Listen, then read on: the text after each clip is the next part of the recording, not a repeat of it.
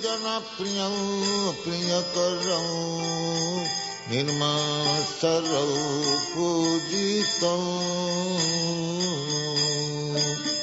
नानाशास्त्रविचारणैकनिपुणं सद्धर्म संस्थापकं. And now chapter 17, Ecstatic Love. त्रिभुवने मन्नं शरण्याकरं नानाशास्त्रविचारणैकनिपुणं सद्धर्म संस्थापकं. By the process of executing regulated devotional service, one is actually elevated onto the transcendental stage, beyond the material modes of nature. At that time, one's heart becomes illuminated like the sun. The sun is far above the planetary systems, and there is no possibility of its being covered by any kind of cloud. Similarly, when a devotee is purified like the sun, from his pure heart there is a diffusion of ecstatic love, which is more glorious than the sunshine. Only at that time is the attachment to Krishna perfect. Spontaneously, the devotee becomes eager to serve the Lord in his ecstatic love. At this stage, the devotee is on the platform of Uttama Adhikari, perfect devotion. Such a devotee has no agitation from material affections and is interested only in the service of Radha and Krishna. To clarify, in the previous chapters, the symptoms of devotional service were explained along with instructions as to how we may execute devotional service with our present senses and gradually rise to the platform of ecstasy in spontaneous love. And the two kinds of devotional service, namely devotional service through regulative principles and through spontaneous love, were discussed. Within the stage of the regulative principles of devotional service, there are two divisions, namely executive and effective. This effective portion of devotional service is called bhava, or ecstasy.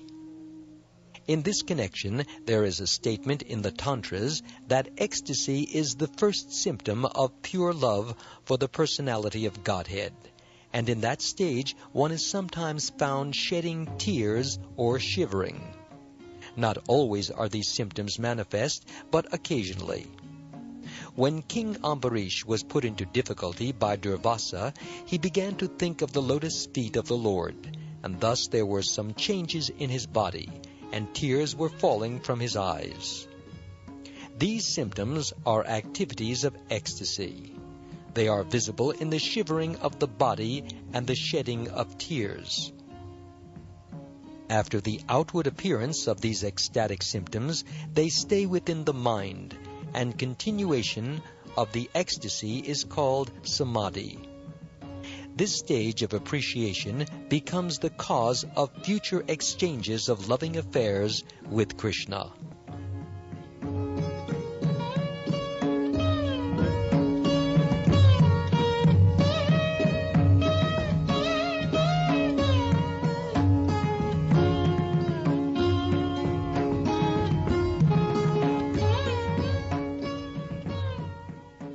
Elevation to this stage of ecstasy can be possible in two ways.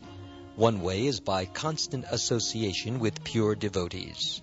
The other way is by the special mercy of Krishna or by the mercy of a pure devotee of Krishna.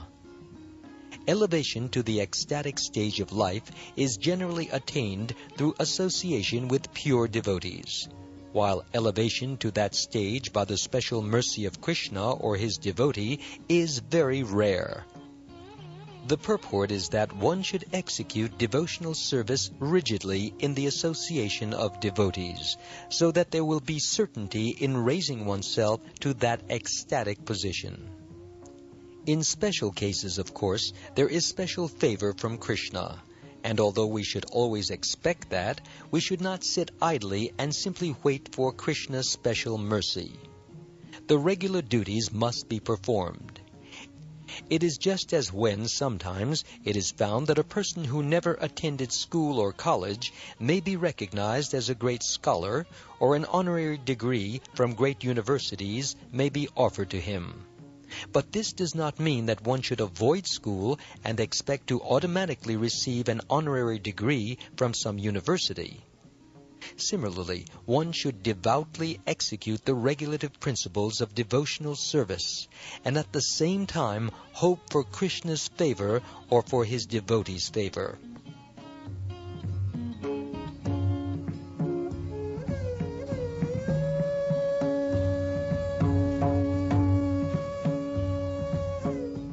An example of rising to the stage of ecstatic love by executing the regulative principles of devotional service is given in the life story of Narad, which is described to Vyasadeva in Srimad Bhagavatam. Narad tells there of his previous life and how he developed to the stage of ecstatic love. He was engaged in the service of great devotees and used to hear their talks and songs. Because he had the opportunity to hear these pastimes and songs of Krishna from the mouths of pure devotees, he became very attracted within his heart. Because he had become so eager to hear these topics, he gradually developed within himself an ecstatic love for Krishna. This ecstatic love is prior to the pure love of Krishna, because in the next verse, Narad confirms that by the gradual process of hearing from the great sages, he developed love of Godhead. In that connection, Narad continues to say in the first canto, 5th chapter, verse 28 of the Bhagavatam, quote, "First I passed my days in the association of the great sages during the rainy autumn season. Every morning and evening I heard them while they were singing and chanting the Hare Krishna mantra, and thus my heart gradually became purified. As soon as I heard them with great attention, the influence of the modes of material ignorance and passion disappeared, and I became firmly fixed in devotional service to the Lord." Unquote.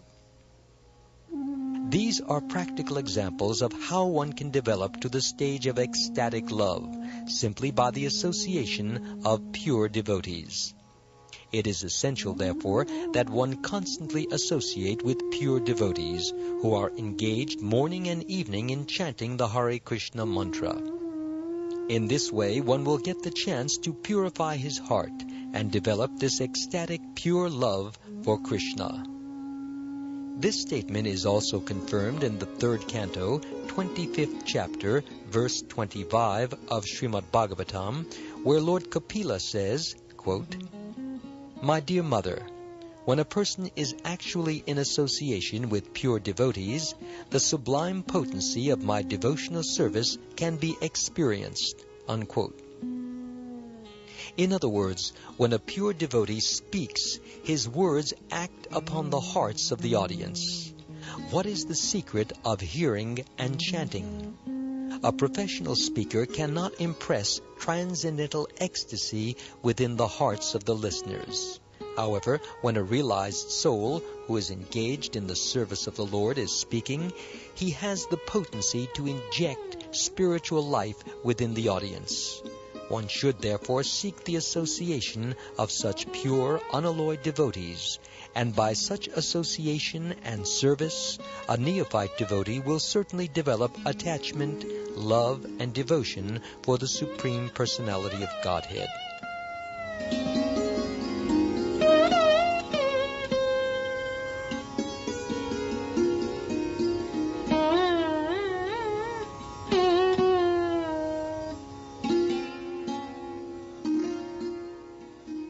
In the Padma Purana, there is the story of a neophyte devotee who, in order to raise herself to the ecstatic platform, danced all night to invoke the Lord's grace upon her. Sometimes, however, it is found that without undergoing any devotional process, one all of a sudden develops devotion for Lord Krishna. This sudden development of the devotional attitude in a person must be understood as a special mercy of Krishna or of his devotee. This apparently accidental development of ecstatic feelings through the causeless mercy of Krishna can be divided into three groups: simply by speaking, simply by glancing, and simply by good wishes. In the Naradiya Purana, there is a statement about development of ecstatic love simply by speaking. Lord Krishna said to Narad, quote, "O best of the Brahmins, I wish that you may develop unalloyed devotional service to me, which is full of transcendental bliss and all auspiciousness." Unquote. In the Skanda Purana, there is a statement about developing ecstatic love toward Krishna simply by glancing. It is stated there, quote, "When the inhabitants of Jangala province saw the personality of Godhead, Krishna, they were so stricken with feeling that they could not withdraw their glance from him." Unquote. As far as heartfelt wishes are concerned, there is a statement in the Shuka Samhita where Narad tells Srila Vyasadeva, quote, "You have a son who is the greatest devotee of the personality of Godhead, and I can observe that without any following of the regulative principles of devotional service, he is already enriched with many of the symptoms achieved by the execution of devotional service after many, many births." Unquote.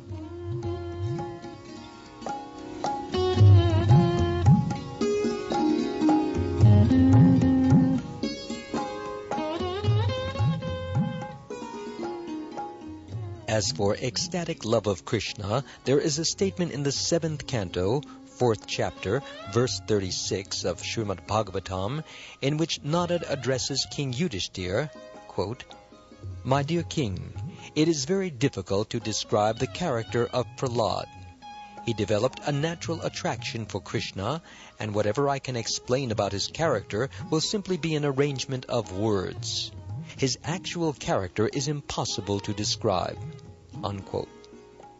This means that Narad himself admitted that the natural development of Prahlad's ecstatic love was by the grace of Lord Krishna. This natural attraction for Krishna on the part of Prahlad was developed simply by the mercy of Narad. When Prahlad Maharaj was within the womb of his mother, she was being sympathetically instructed by Narad about the science of devotional service. And at the same time, Narad was wishing that the child within the womb could also take advantage of the instructions. Because Narad, an authorized devotee and great associate of the personality of Godhead, was desiring auspiciousness for Prahlad Maharaj, he developed all the characteristics of a high-grade devotee. This is called natural attraction. It is caused by the special grace of the personality of Godhead, or by the special grace of a great devotee like Narad. There is a statement in the Skanda Purana wherein Parvat Muni tells Narad, quote, "My dear Narad, of all saintly persons you are so great and glorious that simply by your good wishes a low-born hunter also has become a great elevated devotee of Lord Krishna." Unquote. This ecstatic love for Krishna can be divided into 5 divisions, which will be described by Sri Rupa Goswami later on.